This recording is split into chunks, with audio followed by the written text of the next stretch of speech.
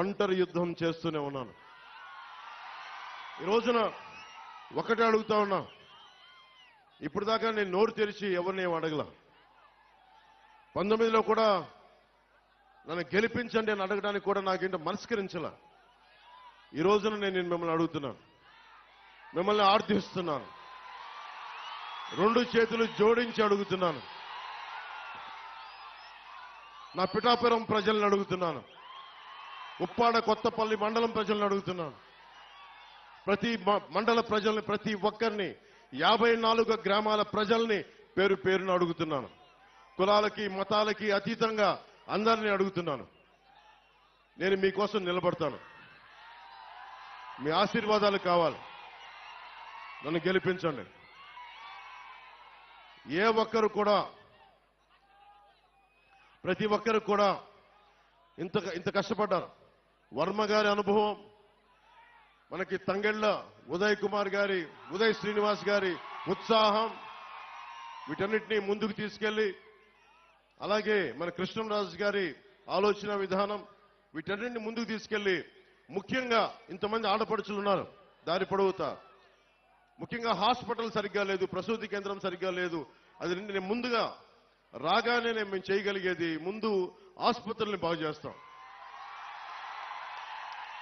అంటే ఎక్కువసారి multi speciality hospital తీసుకొచ్చేలాగా నేను అవసరమైతే నా స్నేహితులు, నా సన్నిహితులు చాలా మంది డాక్టర్లు ఉన్నారు, వాళ్ళ చేత హాస్పిటల్ ఇక్కడే పెట్టిస్తాం. ప్రభుత్వం పరంగా లేట్ అయినా కానీ ప్రత్యేకించి ఇక్కడ పెట్టిస్తాం. సో ఇవన్నీ భవిష్యత్తులో ఇంకొంచెం సమయంలో మాట్లాడుకుందాం కొంచెం డీటెయిల్గా. ప్రత్యేకించి పీఠాపురం నియోజకవర్గానికి నేను ఏం చేయదలుచుకున్నాను, దాదాపు 12 నుంచి 14 పాయింట్ల ఫార్ములా ఉంది. మన పట్టు రైతుల కోసం ఏం చేయాలి, మన రైతాంగం కోసం ఏం చేయాలి, మన ఉద్యాన రైతుల కోసం, మన ఉల్లి రైతుల కోసం ఏం చేయాలి, మిర్చి రైతుల కోసం ఏం చేయాలి, అలాగే మనకి పశువుల సంత కోసం ఈరోజు శిస్తు వసూలు చేస్తున్నారు కానీ దానికి ఏం చేయాలి, వీటన్నిటి మీద, అలాగే మన రైల్వే క్రాసింగ్స్, వీటికి కూడా ఓవర్ బ్రిడ్జ్ కావాలి, ఎలా చేయాలి, వీటి మీద కూడా నాకు ఆలోచన ఉంది. నాకు వీటన్నిటి గురించి మాట్లాడబోయే ముందు మీ దృష్టికి ఒకటే తీసుకొస్తున్నా, మీకు వైసీపీ ప్రభుత్వం కావాలా వద్దా అనేది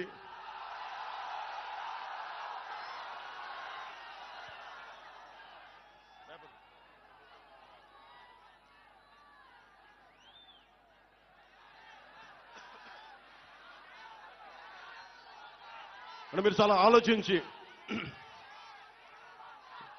ఎందుకు అడుగుతున్నానంటే నేను నష్టపోయాను.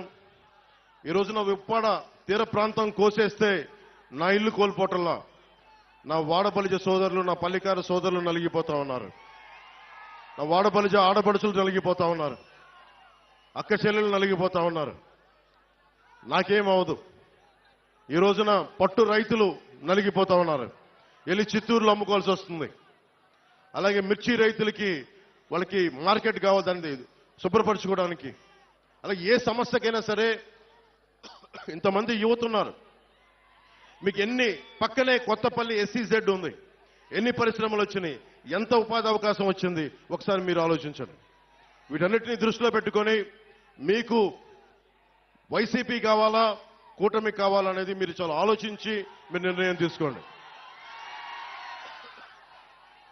2014లో ఆ రోజున వర్మ గారు ఇండిపెండెంట్ గా పోటీ చేసినప్పుడు ఆ రోజు నేను ఒకటే మాట చెప్పాను, రాష్ట్రం అంతా నేను ఎవరి పక్షం అయితే మాట్లాడతానో, ఎవరి కోసం అయితే నిలబడతానో అందరం కూడా జవాబుదారీతనం, అకౌంటబిలిటీ.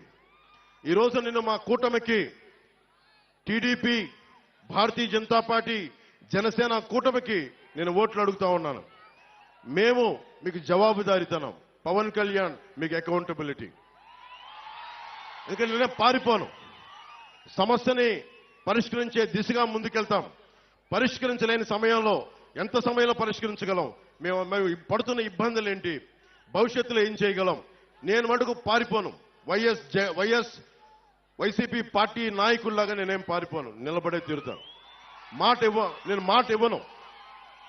వైసీపీ వ్యతిరేక ఓటుని చీలనివ్వను అని 2021లో చెప్పాను.